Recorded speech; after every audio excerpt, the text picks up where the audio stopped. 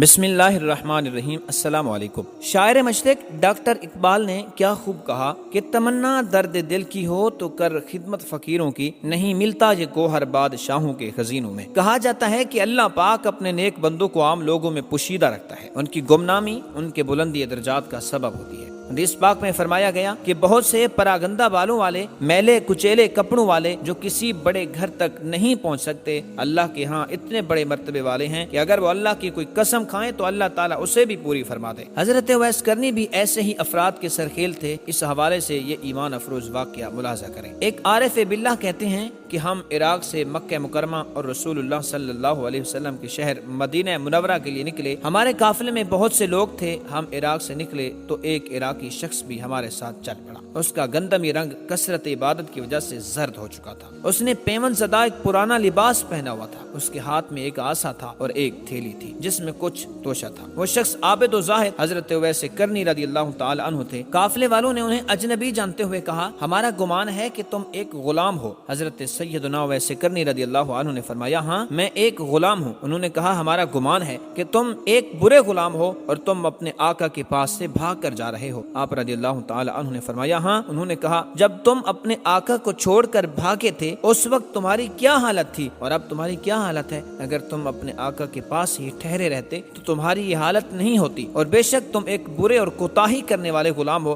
تو آپ رضی اللہ تعالی عنہ نے ان سے کہا، اللہ کی قسم بلا شبہ میں گناہ گار غلام ہوں۔ میرا آقا بہت ہی اچھا ہے اور کوتاہی میری ہی ہے۔ اگر میں اس کی اطاعت کرتا اور اس کی خوشنودی چاہتا تو میری یہ حالت نہیں ہوتی۔ یہ کہہ کر آپ رضی اللہ تعالی عنہ رونے لگے اور اتنا روئے کہ قریب تھا کہ آپ کا انتقال ہو جاتا۔ لوگوں کو ان پر بہت ترس آیا۔ وہ لوگ آقا سے دنیاوی آقا مراد لے رہے تھے، حالانکہ ان کی آقا سے مراد اللہ رب العزت کی ذات تھی۔ قافلے والوں میں سے ایک نے کہا، ڈرو مت، میں تمہارے لیے تمہارے آقا سے امان لے لوں گا، تم اس کی طرف لوٹ جاؤ اور توبہ کر لو۔ تو آپ رضی اللہ تعالی عنہ نے فرمایا، میں اس کی طرف لوٹتا ہوں اور جو اس کے پاس ہے میں اس کی رغبت رکھتا ہوں۔ حضرت اویس کرنی رضی اللہ تعالی عنہ رسول اللہ صلی اللہ علیہ وسلم کے روضہ انور کی زیارت کے لیے نکلے تھے، اور چونکہ قافلے نے بھی اسی دن کوچ کیا تھا اس لیے آپ اس میں شامل ہو گئے تھے۔ قافلہ تیزی سے سفر کر رہا تھا۔ رات اس قافلے نے ایک بیابان میں پڑاؤ ڈالا۔ وہ رات انتہائی سرد اور بارش والی تھی۔ وہ بزرگ فرماتے ہیں کہ قافلے والوں میں سے ہر شخص نے اپنے کجاوے اور خیمے میں پناہ لی۔ حضرت اویس کرنی کے پاس خیمہ وغیرہ نہیں تھا۔ آپ رضی اللہ تعالی عنہ سردی سے بچاؤ کے لیے کسی سے کوئی شے نہیں مانگی، کیونکہ آپ نے اپنے نفس سے عہد کر رکھا تھا کہ کوئی دنیاوی چیز بھی کسی مخلوق سے طلب نہیں کریں گے۔ وہ اپنی حاجات میں اللہ ہی سے سوال کیا کرتے تھے۔ اس رات آپ کو سخت سردی لگی، یہاں تک کہ شدید سردی کی وجہ سے آپ کے اعضاء کانپنے لگے۔ سردی آپ پر غالب آ گئی اور رات کے درمیانی حصے میں آپ کا انتقال ہو گیا۔ جب صبح ہوئی اور قافلے والوں نے کوچ کا ارادہ کیا تو آپ کو پکارا، اے شخص اٹھو، لوگ کوچ کر رہے ہیں۔ آپ نے کوئی جواب نہ دیا تو ایک شخص آپ کے قریب آیا۔ اس نے آپ کو جھنجھوڑا تو دیکھا کہ آپ کا انتقال ہو چکا ہے۔ اس شخص نے قافلے والوں کو پکار کر کہا، قافلے والوں، وہ غلام جو اپنے آقا سے بھاگا ہوا تھا اس کا انتقال ہو گیا ہے اور ہمیں اسے دفن کیے بغیر سفر نہیں کرنا چاہیے۔ قافلے والوں نے کہا، اس کے کفن دفن کی صورت کیسے ہوگی؟ قافلے میں موجود ایک نیک شخص نے کہا، یہ غلام توبہ کر چکا تھا، اپنے آقا کی طرف لوٹنے کا ارادہ رکھتا تھا اور یہ اپنے کیے پر نادم تھا، اور ہمیں امید ہے کہ اللہ عز و جل اس کے ذریعے ہمیں نفع پہنچائے گا، کیونکہ اس کی توبہ قبول ہو چکی ہے، اور اگر ہم اسے دفن کیے بغیر چل پڑے تو کہیں ہم میں سے اس کے بارے میں سوال نہ کیا جائے۔ تمہارے لیے اس کے سوا کوئی چارہ نہیں کہ اس کے لیے قبر کھودو اور اسے اس قبر میں دفن کرنے تک صبر کرو۔ لوگوں نے کہا، اس جگہ پانی موجود نہیں ہے۔ ایک نے کہا، کسی جاننے والے سے پوچھ لو۔ چنانچہ لوگوں نے ایک شخص سے پوچھا تو اس نے بتایا کہ پانی یہاں سے 1 گھنٹے کی مسافت پر ملے گا، تم میرے ساتھ کسی آدمی کو بھیج دو، میں تمہیں پانی لا دوں گا۔ اس شخص نے قافلے والوں میں سے ایک کو اپنے ساتھ لیا،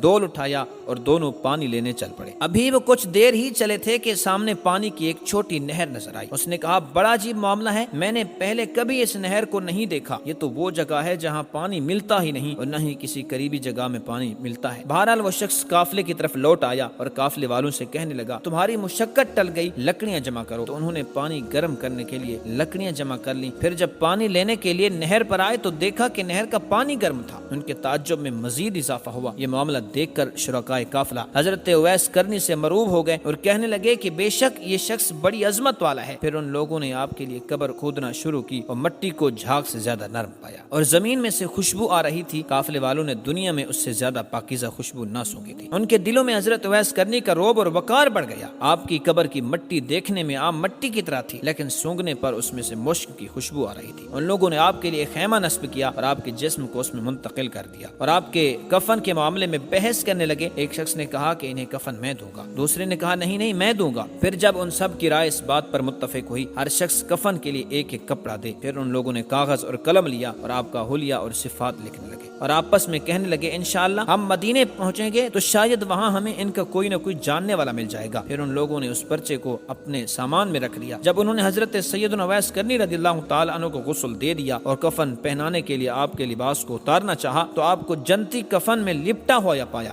دیکھنے والوں نے کبھی ایسا کفن نہ دیکھا تھا۔ اس کفن پر مشک و عنبر لگا ہوا تھا جس کی خوشبو نے فضا کو معطر کر دیا تھا اور آپ رضی اللہ تعالی عنہ کی پیشانی اور قدموں پر مشک لگی ہوئی تھی۔ یہ دیکھ کر لوگ کہنے لگے لا حول ولا قوت الا باللہ العلی العظیم، یعنی گناہ سے بچنے کی توفیق اور نیکی کرنے کی طاقت اللہ ہی دیتا ہے جو بلند و بالا اور عظمت والا ہے۔ اللہ نے انہیں کفن پہنا دیا اور بندوں کے کفن سے بے نیاز کر دیا۔ ہم اللہ سے امید رکھتے ہیں کہ وہ اپنے اس نیک بندے کے صدقے ہمیں جنت عطا فرمائے گا اور ہم پر رحم فرمائے گا۔ قافلے والوں کو حضرت اویس کرنی کو اس سخت سرد رات میں تنہا چھوڑ دینے پر سخت ندامت تھی۔ ان لوگوں نے آپ کو دفن کرنے کے لیے اٹھایا اور نماز جنازہ ادا کرنے کے لیے ایک ہموار جگہ پر رکھا۔ جب ان لوگوں نے تکبیر کہی تو آسمان سے زمین تک، مشرق سے مغرب تک تکبیر کہنے کی آوازیں سنائی دی تو ان کے کلیجے دہل گئے اور آنکھیں پھٹی کی پھٹی رہ گئیں۔ وہ اپنے کانوں سے سنی جانے والی آوازوں سے مرعوب ہوئے اور شدید گھبراہٹ کی وجہ سے یہ نہ سمجھ پائے کہ نماز جنازہ کس طرح ادا کی جائے۔ پھر جب انہیں قبر کی طرف لے جانے کا ارادہ کیا تو اٹھاتے وقت انہیں یوں محسوس ہوا کہ حضرت سیدنا اویس کرنی رضی اللہ تعالی عنہ کا جسم کسی اور مخلوق نے اٹھا رکھا ہے اور آپ کا وزن کندھوں پر بالکل محسوس نہیں ہوا۔ آپ کو دفن کرنے کے لیے قبر کی طرف لائے اور آپ کو دفنا دیا۔ قافلے والے حضرت سیدنا اویس کرنی کے بارے میں حیران و پریشان تھے۔ اسی حالت میں انہوں نے سفر شروع کیا۔